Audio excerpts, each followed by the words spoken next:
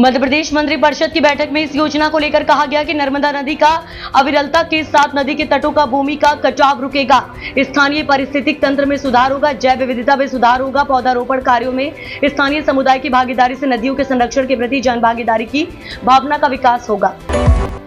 मध्य प्रदेश के उज्जैन से बीजेपी विधायक चिंतामणि मालवीय ने अपने ही सरकार के खिलाफ सिंहासन 2028 के लिए अधिग्रहित की जाने वाली भूमि के विरोध में मोर्चा खोल दिया। विधायक का कहना है कि सिंहासन 2028 के लिए सरकार को अस्थायी रूप से जमीनों का अधिग्रहण करना चाहिए, लेकिन सरकार स्थायी रूप से अधिग्रहण की रणनीति बन चुकी है।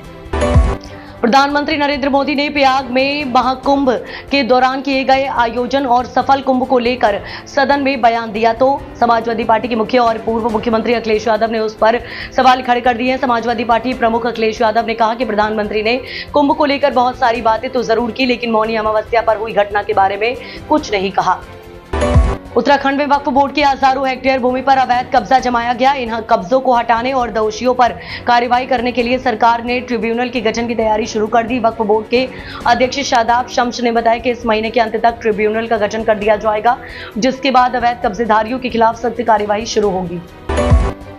देश में औरंगजेब की कब्र को लेकर हो रही सियासत के बीच भारतीय जनता पार्टी के फायर ब्रांड नेता और पूर्व बीजेपी विधायक संगीत सोम का विवादित बयान सामने आया है। सोम ने कहा कि अब सही समय आ गया है कि औरंगजेब की निशानी मिटाई जाए। उन्होंने कहा कि अब काशी और मथुरा में कोर्ट का सहारा नहीं लिया जाएगा।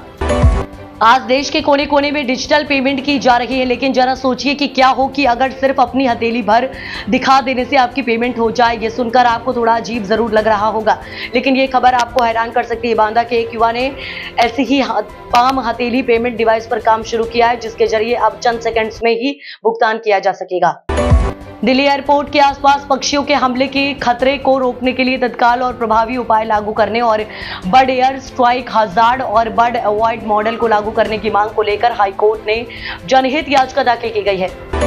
भारत की सबसे अमीर महिला बनने का गौरव अब रोशनी नादर मल्होत्रा को मिल गया है।